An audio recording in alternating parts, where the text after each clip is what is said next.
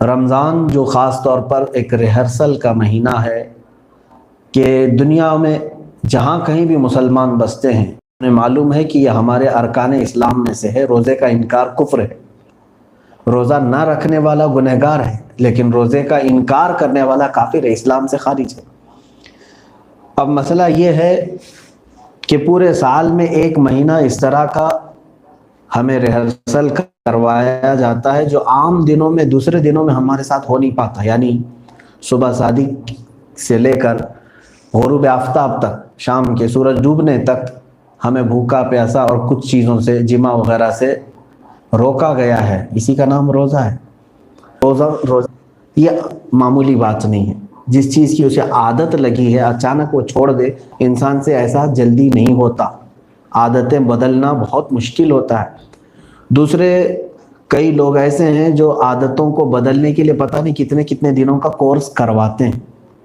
میرے عزیزو، یہاں پر کئی لوگوں کو ایک رمضان سے کئی چیزوں کی عادتیں بدلنے کی توفیق مل جاتی ہے، مہلت مل جاتی ہے۔ اپنے آپ کو روک لینا یہی ہے نفس کے ساتھ جہاد اور نفس کے ساتھ جنگ، اور وہ سب سے بہترین موقع رمضان المبارک میں۔ آپ کو میں یہ بتانا چاہوں گا آج کے اس میرے پیغام میں، میرے میسیج میں، کہ جو بندہ دنیا میں اپنے نفس کے ساتھ جیت گیا اس نے اپنے رب تبارک و تعالیٰ کو پا لیا،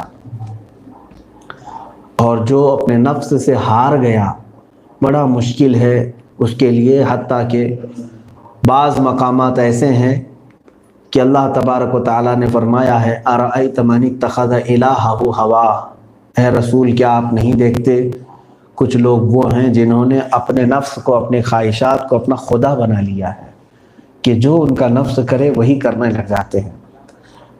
تو یہاں پر نفس ایک ایسی ہمارے ساتھ چیز لگی ہوئی ہے جو موت تک ہمارے ساتھ رہے گی۔ نفس کیا کیا چیزیں کرواتا ہے ہمارے ساتھ، وہ بھی کچھ چیزیں سمجھنے کی ضرورت ہے۔ میں نے آیت کریمہ کی تلاوت کی ہے، 13ویں پارے کی پہلی آیت ہے، وَمَا أُبَرِّئُ نَفْسِي إِنَّ النَّفْسَ لَأَمَّارَةٌ بِالسُّوءِ۔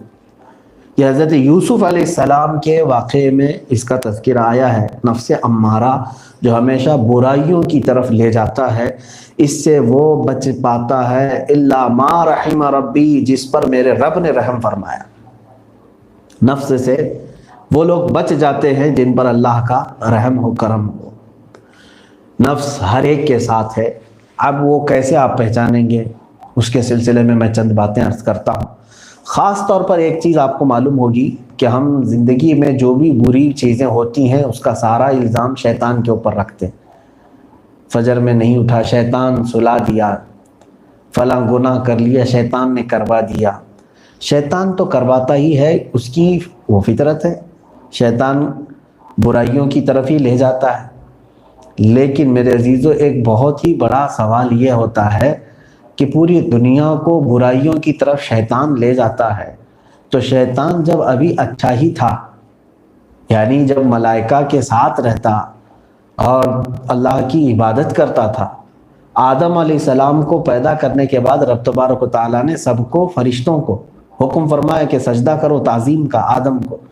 وَإِذْ قَالَ رَبُّكَ لِلْمَلَائِكَةِ إِنِّي جَاعِلٌ فِي الْأَرْضِ خَلِيفَةً، جب یاد کرو اللہ تعالیٰ نے فرشتوں سے فرمایا کہ میں زمین میں اپنا ایک نائب بنانے جا رہا ہوں، اور دوسری جگہ پر اللہ تعالیٰ نے فرمایا فَاسْجُدُوا لِآدَمَ، آدم کو سجدہ کرو۔ سب نے سجدہ کیا سوائے ابلیس کے، شیطان کے۔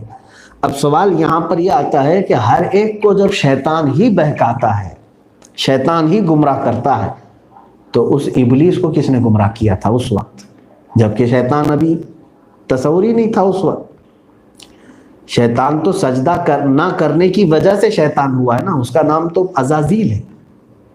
وہ عزازیل تھا، عبادت گزار تھا، اس کے سجدے بے شمار تھے۔ وہ آدم علیہ السلام کی بے حرمتی کرنے کے بعد اور اپنی اکڑ اور اپنی انا کی وجہ سے اس کو شیطان کہا گیا۔ تو شیطان بعد میں ہوا، لیکن اس کو کس نے گمراہ کیا؟ مفسرین فرماتے ہیں نفس امارہ، جس نے شیطان کو بھی گمراہ کیا، جو نفس ہمارے ساتھ آج ہے۔ ایک بات یاد رکھ لیں کہ آج اگر چاند نظر آ جائے تو شیاطین کو قید کر لیا جاتا ہے، یہ حدیث پاک میں۔ شیطان سب پورے رمضان المبارک میں قید کر لیے جاتے ہیں، وہ تمہیں بہکانے نہیں آئیں گے، لیکن جس چیز نے شیطان کو بھی گمراہ کر دیا تھا وہ چیز تو ہمارے ساتھ ہی رہے گی، نفس امارہ۔ تو یہ سمجھ کر کے چلے سب سے بڑی جنگ ہمارے لیے زندگی میں اپنے نفس کے خلاف لڑنا، نفس امارہ کے ساتھ مقابلہ کرنا، اور اس میں اکثر لوگ ناکام ہو جاتے ہیں۔ میرے عزیزو، آج کئی مواقع ہمارے پاس ایسے آئے ہیں، ایک تو لاک ڈاؤن جو چل رہا ہے، تقریباً دنیا نے لوگوں کو گھر میں قید کر دیا، اب اس کے بعد رمضان بھی آ رہا ہے۔ تو اس لاک ڈاؤن کو اگرچہ یہودی طاقتیں، دجالی قوتیں جو دنیا میں خرافات کے لیے اپنے ناپاک عزائم اور منصوبے لے کر چل رہی ہیں، ان کے اگرچہ کچھ بھی مفادات ہوں اس لاک ڈاؤن سے، وہ مکر کر رہے ہیں، ہم اس چیز کو محسوس کر رہے ہیں۔ اس لاک ڈاؤن کے پیچھے وہ لوگ جو کچھ بھی اپنے مقاصد رکھتے ہوں، لیکن میرے عزیزو، مسلمان وہ ہے جو کافر کے بنائے ہوئے منصوبوں کو بھی اپنے لیے بہتر طریقے سے استعمال کرنا شروع کرتے ہیں۔ انہوں نے اگر انٹرنیٹ پورے لوگوں کو خراب کرنے کے لیے شروع کیا ہو تو آپ اس کی اچھائیوں کو استعمال کر لیں۔ کسی نے تلوار صرف گردن کاٹنے کے لیے بنایا ہو تو آپ گردن بچانے کے لیے بھی استعمال کر لیں۔